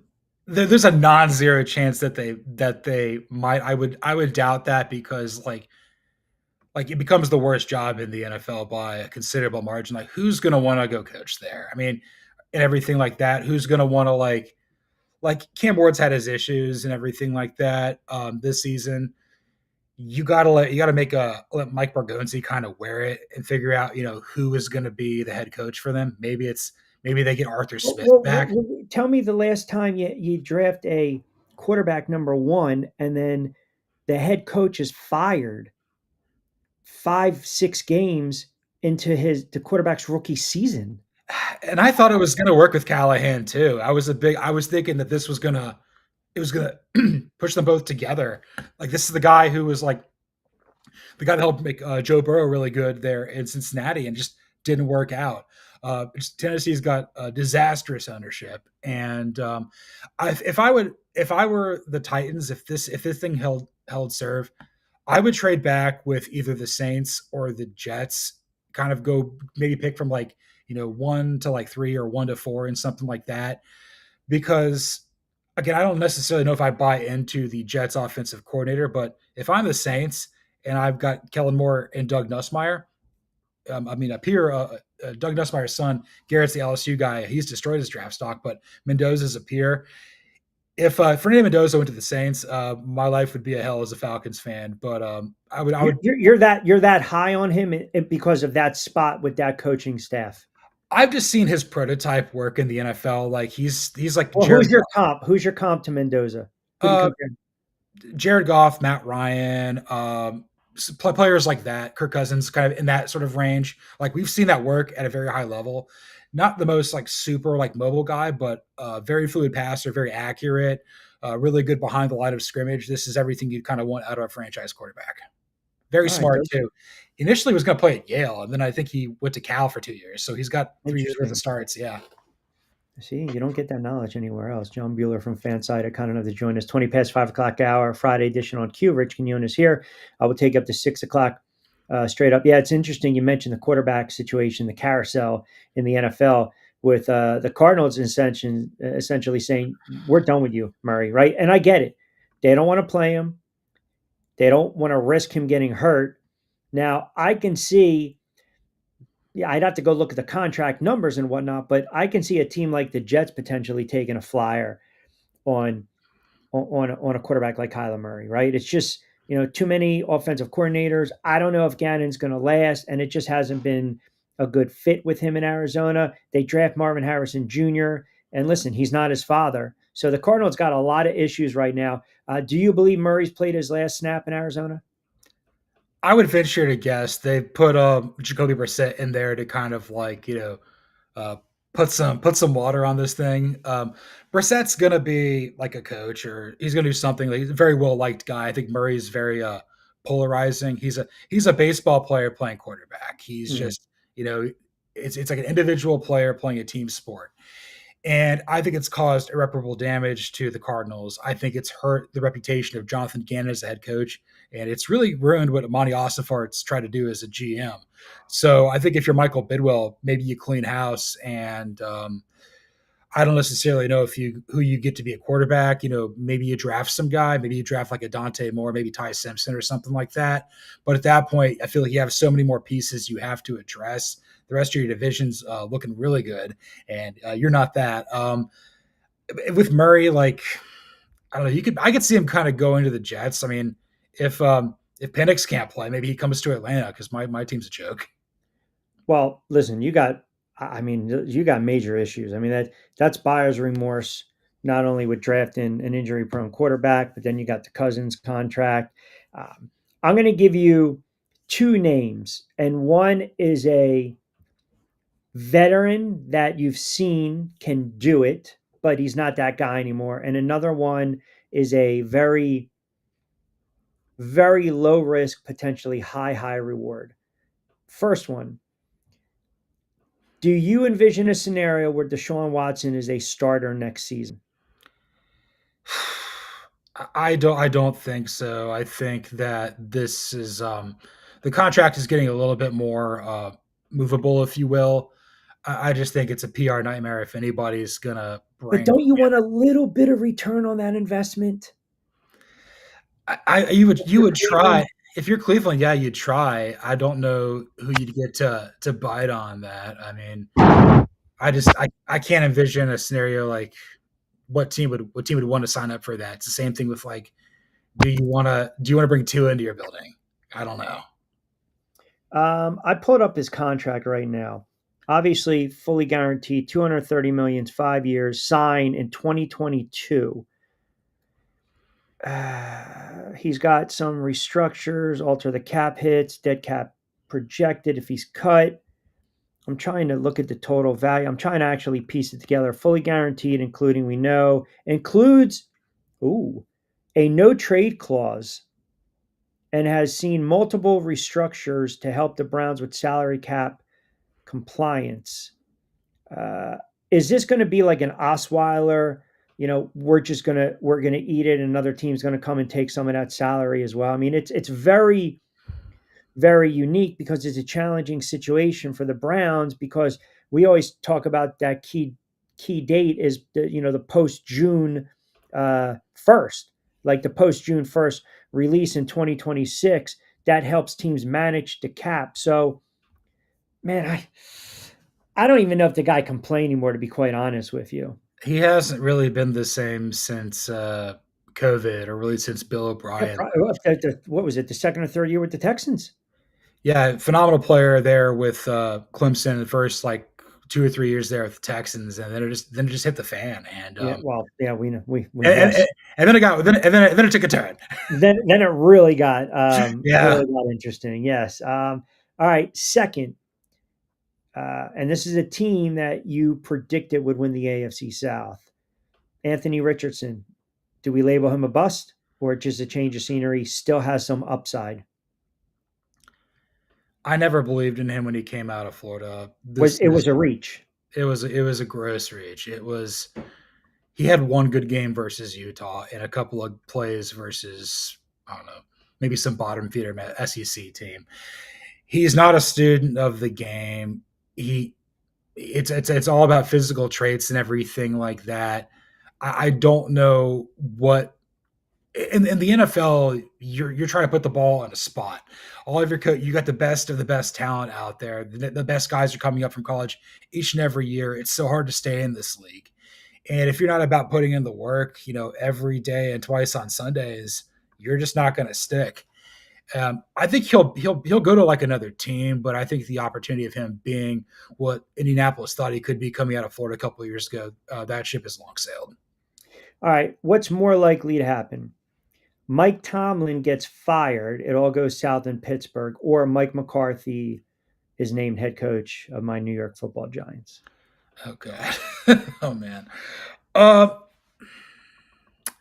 this is not going to be a fun cycle to hire head coaches in the NFL. I think this is the weakest one I've can remember in a very long time. And that's why you want a proven guy, right?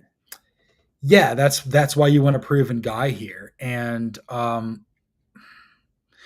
think the Steelers, the people that have been like so pro Tomlin and everything like that are starting to turn. I've been anti Tomlin for about 6 years. I think he just creates chaos that they basically try to repackage as overcoming adversity. It doesn't work. If he's fired, come to Atlanta, please. That would be great. But I would say the fact. Oh well, hold on a second. So you'll take a guy you just claimed creates adversity where there isn't any. Or I'm sorry, what did you say? Chaos. Yeah, I think there's talent in Atlanta. They need a guy with some structure and a guy that will stand up to Arthur. Okay, well, hold on a second. Do you really? Okay, so case in point, let me push back a little bit with that. You got Aaron Rodgers, which everyone thought, when the Jets got him, it's fool's gold. His Steelers get him, we can turn back the clock. He's calling out wide receivers, not showing up, running routes, missing film sessions and film study. Isn't that a direct indictment on the head coach, though? Yes, which is why I would say it's probably more likely that your New York Giants hire Mike McCarthy. That feels like a very Giants-esque move here. Again, a guy who supposedly knows quarterbacks, but I think with the Steelers, it's like you have to be certain that this thing is so beyond cooked to move on from him because you have no experience hiring head coaches. You've had 3 head coaches in like the last 60 years, and then you want to enter in this offseason cycle. Like what guy that is giving off Mike Tomlin or Bill Cowher vibes? Like what guy is? I mean, unless you think you can get, like, I don't know, Joe Brady to come here, which I don't know if he would. Well, that's the other thing. You're talking about a franchise that's only had 3 head coaches. Yeah, which is why, like, I would be stunned if they fired Tomlin this year, but like, it's inevitable. Like, it feels like it's going to happen here sooner rather than later. I think it's probably going to be leaning towards a resignation at some point. I feel like they'll probably just take a clean break here. I don't know. It feels like he's not in lockstep with Omar Khan at all. And it's really kind of caused some issues there with the Steelers. And that's what I've noticed from afar. Is there any shot that, because again, some of these teams, they just underperformed and a lot of them had to deal with some injuries and Baltimore's one of them.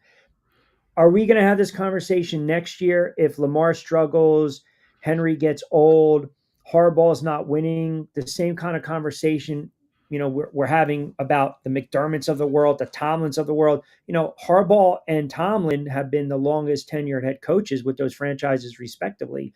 I'm just trying to, look into the future a little bit. And that's why I think this game, the 1:00 game on CBS, is very interesting because I think both these two teams, not only they're trying to jockey for position and basically get in the driver's seat to win the AFC North, but these two head coaches have something to prove, right? They both won early on, and it's like, what have you done for me lately?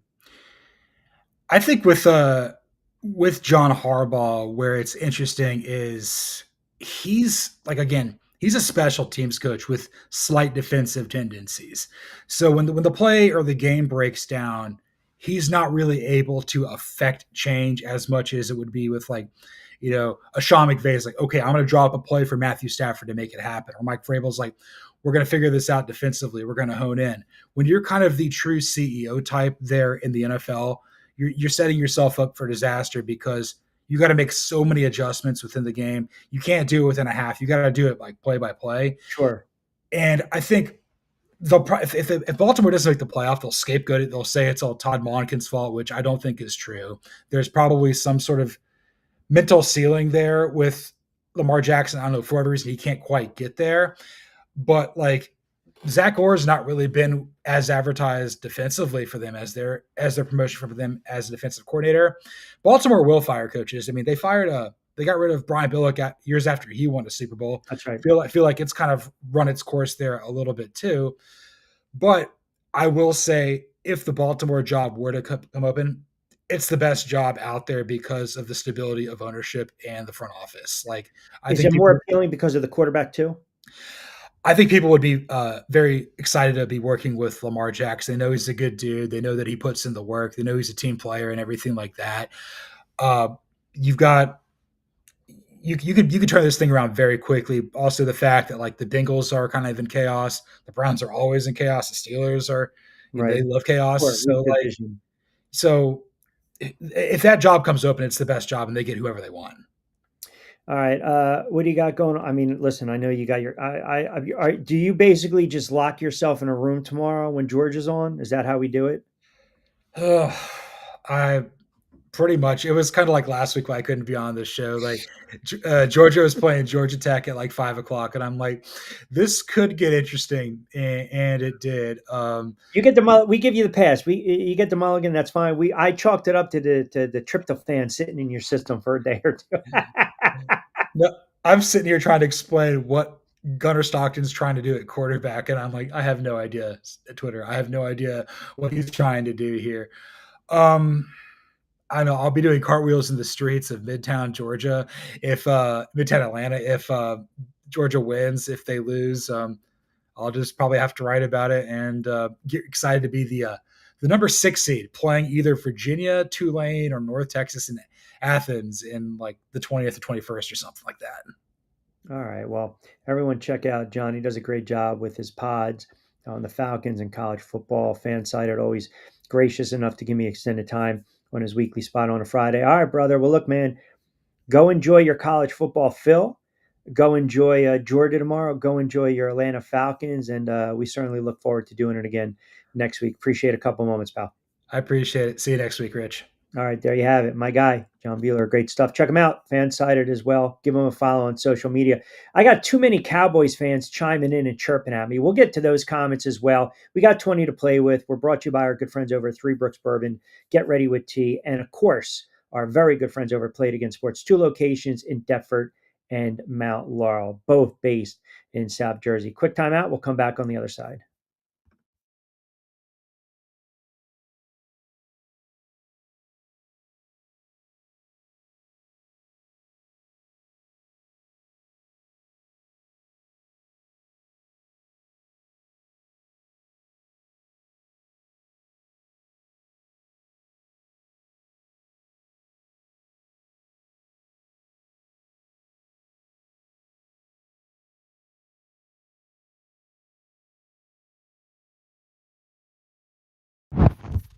All right, welcome back. I got to get to some of these comments too. And don't forget, download the Odyssey app and search Coastal Sports Digital Network every Monday to Friday, 4 to 6 Eastern Time live. You can catch me, Rich Quinones, on cue. You can also get social with me. The comments are great. I got to catch up here. Jesse chimes in, still a Cowboys fan. Just because they lost, I'm not going to give up on my Cowboys. Did you see Jerry Jones, I guess, did his weekly spot on the radio regarding George Pickens' effort last night? He didn't have the game he's been having, but effort, I would be very careful with him going there. Listen, again, Pickens, Brown, it's what you get with your diva wide receiver. No one's suggesting every game you're going to have 10 receptions for $165, but national game, national spotlight, Thursday Night Football, you got to run your routes, brother. You got to run your routes. You got to finish off the routes. And listen, the Cowboys, it's fool's gold. I told you guys this after they beat the Philadelphia Eagles. I said, relax. That's a really nice win, but everyone wanted to just all of a sudden cram the Cowboys down our collective throats that they were going to win the NFC East. It wasn't going to happen. Mac chimes in Q. Do you really want Tomlin and or McCarthy for head coach? What say you? If I had my choice as a Giant fan, I would sit there and tell you I would prefer Mike McCarthy over Mike Tomlin. And you want that instant credit and stability, and I get it. I understand. about who's won what, but I'm also looking at, do I want consistency or do I want to be 500? Like if the Giants jump from 3 wins to 4 wins to 8 wins to 10 wins, they make those leaps and bounds. Well, then you sit there and say, okay, the GM's doing the right job. They're bringing in the right players. They've assembled the right coaching staff, and you would assume that the quarterback and the offensive weapons coming off injury are making plays. And in the NFL, you can turn it around quickly. The perfect example, and I don't want to use the Colts because they drafted Richardson, but now they have a journeyman in Jones, who Minnesota actually might be interested in Daniel Jones, which, think about it, is comical because they had Daniel Jones as well as my guy Slim and Sammy Darnold. But I would say the Bears are kind of like your best comp, and New England. New England brought in a former player in Mayo. It didn't work out. He had no control over the team. It was a horrible constructed coaching staff. It blew up in their face. And then they draft a guy in May, a kid that's starting to blossom. Right now, you can make a strong case for May being MVP of the NFL. I mean, that's how good this kid has played. And that team is a physical team, and they've taken the personality of their head coach. They're a volatile team. They're a physical team. They like to hit.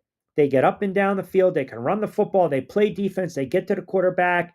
Now, you want to sit there and tell me, well, look who they've beaten. Hey, you only play who's in front of you. I mean, I think that argument to me is, I never really subscribed to that argument because you got to go and make plays. You still have to go and make plays in the NFL. And you got to play teams that are on your schedule. So I can't fault a team like New England, in your estimation, having a weak schedule. I can't. Like, I'm not going to sit here and say that's on, on New England. That's not their fault. It's not. It really isn't. Steeler Nation chimes in. Q, I think you hit the nail right on the head with Pickens. I've seen this throughout the course of his career. This kid will get engaged at the drop of a hat. And that's the worry. That's the worry when you have some of these receivers and they become very disengaged or they show you that lack of maturity. And you don't like to question, effort, right? You don't. That's you're walking that fine line, but the film does not lie sometimes. Sarge in Delaware chimes in. Q, do my Raiders actually have a shot in hell this weekend? Can they at least keep it close? So this might be your very ugly game during the weekend because I think Denver is going to jump on the Raiders. I think Denver is going to be up 17-3 going into the locker room, and this could be that 35. If you're waiting for Denver's offense to finally wake up, this might be the weekend. The Raiders stink. Pete Carroll's going to be one and done. The Geno Smith project, it has not worked out. It was a bad move, a bad trade. Denver will get to Geno. If you're going to play anything, play Denver special teams, play Denver defense, anytime score. Oh, and speaking of which, I will say this in defense of the Dallas Cowboys. How bad, and by the way, they also lose, I think, CeeDee Lamb too, concussed. But how bad were the refs last night? You're going to tell me that's not a safety? 1970 to 1999, that is ruled a safety. I mean, Terry McAuley, what are we doing? Michaels and Herbstreit, how do you not question that? That was a safety. It's not even debatable. The refereeing in the NFL stinks. It's horrible. And it's been horrible for so friggin' long. It really has. Tom and Summers point, Q, I was reading the article about possible surprise cuts in the offseason. Do you think there's any shot the Eagles cut A.J. Brown? Look, unless you pretty much have been living under a rock, it has not been the best season for A.J. Brown, stat-wise, I guess you can say optics-wise, perception-wise. A.J. Brown is a very talented wide receiver. Now, Does he want out, or do the Eagles, or would the Eagles want to move on from AJ Brown? If that happens, I'm telling you right now, it's got to happen via trade because he's owed 29 million in 2026. So you're not cutting AJ Brown. That triggers 72 million in dead cap charges. You trade him and that number drops to 43 million, which is still high, but it's manageable. I think the Eagles will look to move to AJ Brown, especially if they go one and done. And AJ Brown he's a very talented wide receiver.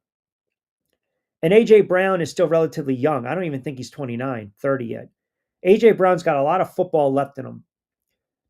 But AJ Brown's numbers just pale in comparison. I mean, just to put it in perspective, in 13 games played last season, AJ Brown was targeted 97 times, 67 receptions, 1,300 yards, 7 touchdowns.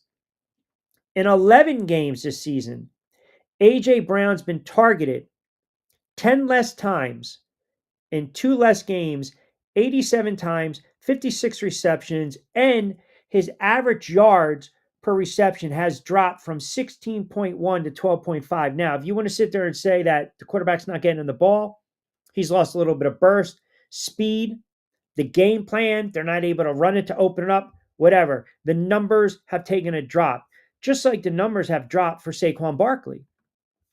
Saquon Barkley getting paid to be the back that he was last year, and he certainly hasn't produced like that. So all in all, it has not been a very good offensive season for the Philadelphia Eagles. Even, when you look at Jalen Hurts, everyone wants these 4,500 yards, 35 touchdown passes. His numbers are quietly steady, if that makes sense. So if you look at what Jalen Hurts is projected to have this season, he's projected for 3,600 yards, 27 touchdown passes, and just 3 picks. And that's not including, you're talking about if he adds a couple rushing touchdowns. So right now, if you add everything together, Jalen Hurts has 23. So if you add 8, that gets you to 31. 31 total touchdowns. 27 touchdown passes thrown would be the second most of his career. He had 28 back in 2023. The 3,600 would be the second most yards he's had in his career. His 2023, everyone was saying, or actually 2022 MVP. Here we go, right there, 10-1. 2023 dropped down a little bit, and then last year, the Super Bowl winning year, 18-5. But he added 14 rushing touchdowns, over 30 touchdowns, and just 5 turnovers or 5 picks because he lost a couple fumbles. So he's still right there. But what we do is we look at the throws that Jalen Hurts has missed. We look at the throws that Jalen Hurts is not making. And that's why people are being critical of Jalen Hurts. And it's at times, I think, beyond comprehension to criticize a quarterback that is coming off a Super Bowl MVP performance. So to answer your question, Tom, do I see the Eagles? Do I see a vastly different roster next season? I do, but I can say that for 31 other teams in the NFL. For 31 other teams. Let me see here. Justin Fields has been ruled out. So right now, the Jets are going to go with Taylor to start. Brady Cook will be the backup quarterback number 2. So if Taylor goes down, brace yourself. That's going to be an ugly game. Miami's another team that we talked about, 0 wiggle room. They got to run the table. And I think that line is sitting at 2.5 right now. And the Dolphins, because they won a couple games here and there, I think they might have saved Mike McDaniel's fanny in Miami. Now, I still don't know what they're going to do with Tua. Your guess is as good as mine when we're talking about the fish. I have absolutely no idea what their line of thinking is. ownership group, they like Tua.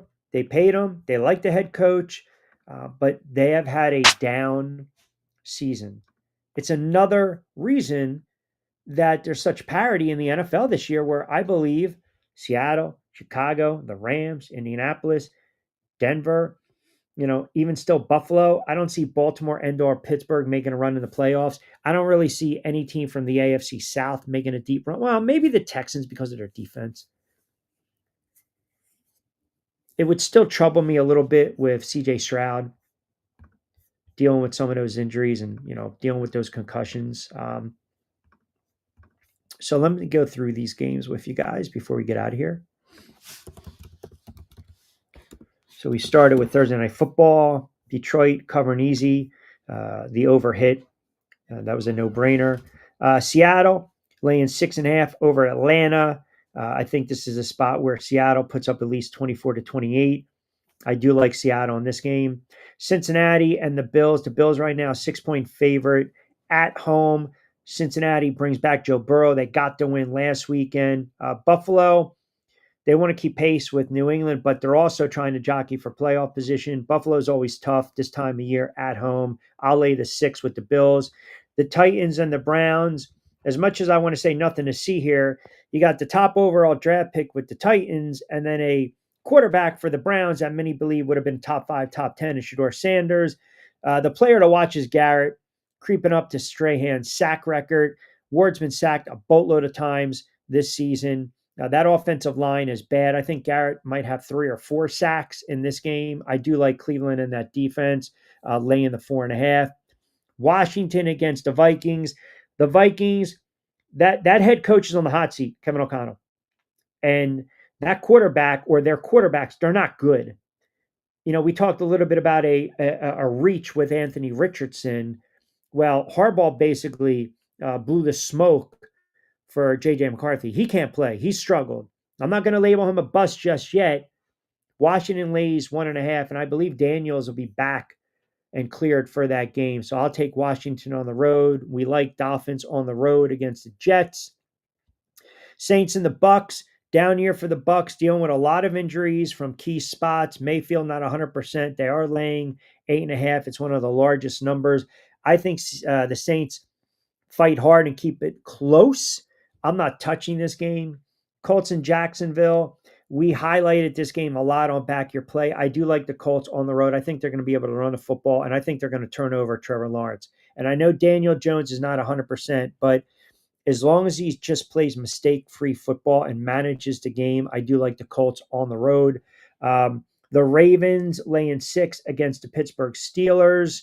Again, Aaron Rodgers calling out the wide receivers. Tomlin kind of dismissing it. You got to get Metcalf into the mix. This is a Derrick Henry slot fest in Baltimore. Maybe bad weather on that track. Get Derrick Henry running downhill. Get him running downhill. It's crazy. He has not had the season he had last year, just like Saquon hasn't had the season he had. But you want a playoff game? This is it. This is the perfect spot right now. AFC North, early December, week 14, Steelers, Ravens, CBS. That should be either Nance and Romo or Ian Eagle on the call for that game. And then the Colts in Jacksonville, you would get Nance and Romo. I think you're going to get Nance and Romo, Steelers and the Ravens. But this, to me, it's a playoff game. Whoever wins this game will win the AFC North. And I'm looking at Derrick Henry to have that 23, 24 carry, buck 35 type of effort this weekend. I really believe that.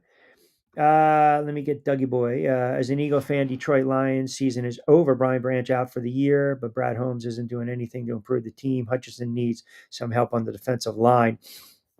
I'm not going to dismiss the Lions just yet. I'm not doing it. I think it's a big loss. You bring up a very valid point. But again, that offense, that can mask some of those injuries on the defensive front.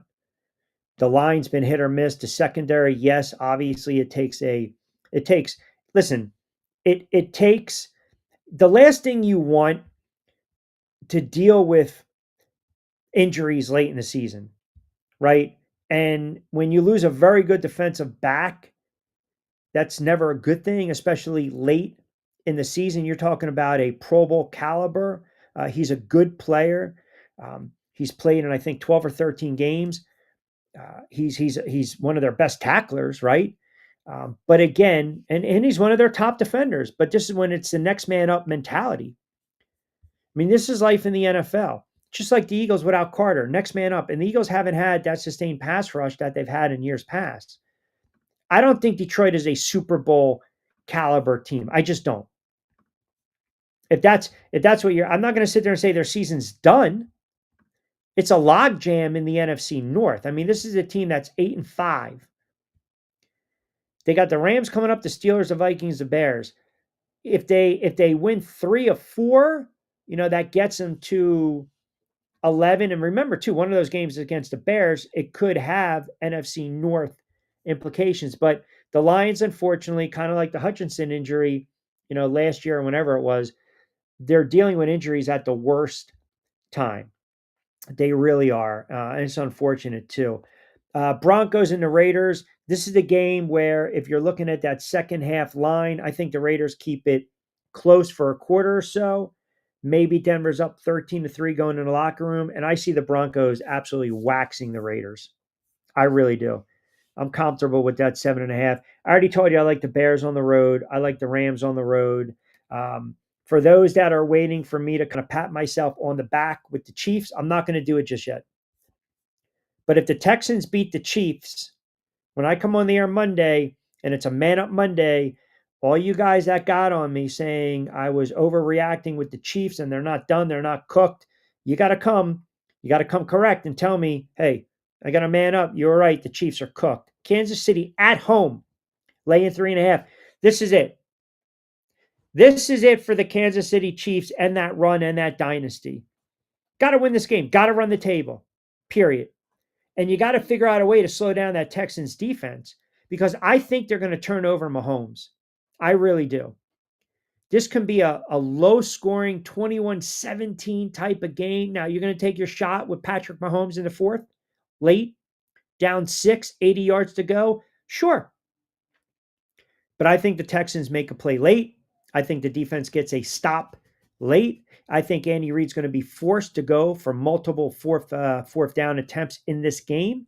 And like we saw with Detroit, sometimes you're too over aggressive. Sometimes it just doesn't work out. And then that Monday night game, I'll talk more about it on Monday night. But early on right now, the line's sitting at 2.5. No Carter for the Eagles. Herbert obviously banged up. That injury is not his throwing hand. Eagles get the benefit of playing on a Friday with a couple days rest. But now you got to make that West Coast trek. So we'll highlight that game a lot more. Lions fans are delusional. Jared Goff will never win a Super Bowl in Detroit. Detroit Lions pass rush is not that good, but Kirby Joseph out as well.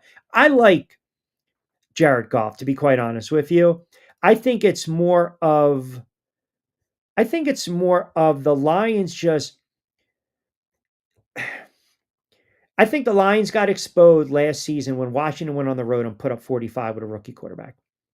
And Dan Campbell, for as aggressive as he is, okay, there are times where it's too aggressive and he doesn't have a sense of the game. And you have to coach with your gut, not always analytics. Dak Delusional fan. Oh, that's a hell of a handle. Oh, my goodness. That is a hell of a hand. I might have to screenshot that. That is a hell of a handle. As a longtime real Cowboys, the Dak experiment should be over. Draft a quarterback in the first round. Can't build a team to win with him. Dak needs great players all around him and things perfect. So let me ask you a question. I think Dak Prescott is a good quarterback. I don't think he's a great quarterback. I think he's had a very nice career with the Dallas Cowboys. If you believe he's not the answer going forward, you're a Cowboys fan. I'll take your word for it. I tend to agree with you. But were we having this conversation early on in the season when everyone was looking at Prescott saying he's right in the MVP conversation? And the short answer is no. Everyone was praising Dak Prescott. Dak Prescott at times is an enigma. You can't figure him out. You can't. Is it 19 of 31 for a buck 88 and 2 picks against Denver and they lose by 20? Or is it 27 of 35, 3 touchdowns, 354 yards and a win? You can't figure him out. Good quarterback, not a great quarterback. Good quarterback, not a great quarterback. And listen, if you guys going back and forth with the whole Jared Goff's been to a Super Bowl, right? And again, you're talking about a guy that Jared Goff, there's pressure on him. Is there not? There's pressure on him, but it also falls on the head coach. Listen, ultimately, we tag wins and losses to the quarterback. But if you're looking at, if you're saying Dak Prescott stinks, Dak Prescott, he doesn't stink. He doesn't. He's a steady quarterback. He just hasn't been able to get over that hump and do what's important, and that's make a deep run in the playoffs, get out of the second round, get to an NFC championship. I understand that. I get the frustration. I have a lot of Dallas fans that chime in constantly. They're ready to move on from Dak Prescott. Just go in a different direction, blow it up. But you also have issues with that defense. Big time issues. And like I said, it's just, eventually you got to win a playoff game, right? I was saying he's just doing his job and getting praise for it because people used to his mediocre play. That could be the case. That could be the case. I mean, great quarterbacks elevate people around them. Great quarterbacks elevate the play of their teammates. And you're right. Maybe he is that type of quarterback where everything got to have a clean pocket, got to run the football, got to be able to open it up. And a lot of quarterbacks like that in the NFL. All right, got to start wrapping it up. By the way, a new edition of Back Your Play, the Sports Betting Pod, is up on the YouTube channel. You can also check it out every Saturday and Sunday, 11 to 12 on TV 48 WWON. Also, Overseas Dimes, the Hoops broadcast, will be recorded later next week. That's also on the YouTube channel. That'll be on channel 82 in Bermuda. And we are now, as I mentioned, part of Coastal Sports Digital Network. That is part of the Odyssey family.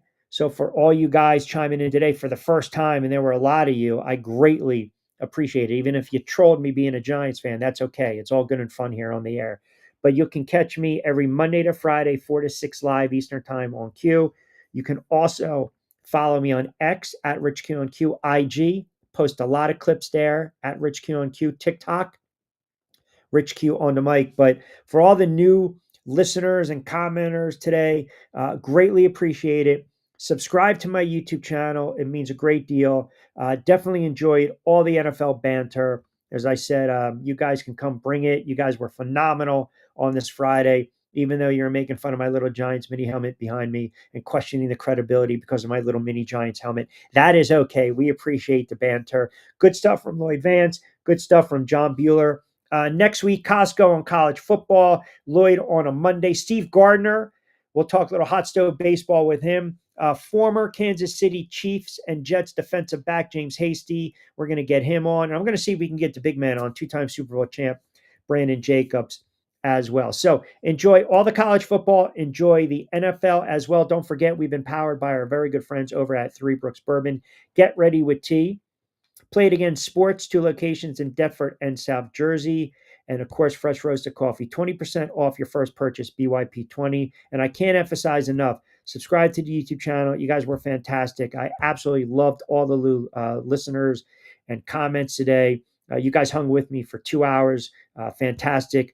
Greatly appreciate it. Download the Odyssey app and search Coastal Sports Digital Network. You can find them on X as well, and also SR1029FMTheGame.com, which will bring you right to Coastal Sports Digital Network. We will be back in the saddle on Monday at 4 o'clock. So with that being said, have a wonderful Sports Friday. If you're driving around, be safe, be sound, enjoy the SEC, ACC Big Ten Championship, little NBA. We'll dive into that next week with Jonathan Marshall as well.